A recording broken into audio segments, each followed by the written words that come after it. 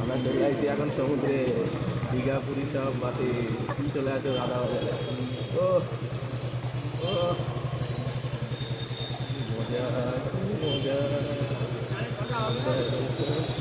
আমরা এখন সমুদ্রে, জোরে বলো তাহলে তো সবাই শুনতে হয়ে যাবে। সমুদ্রে সমুদ্র বন্ধ আমার ভালো।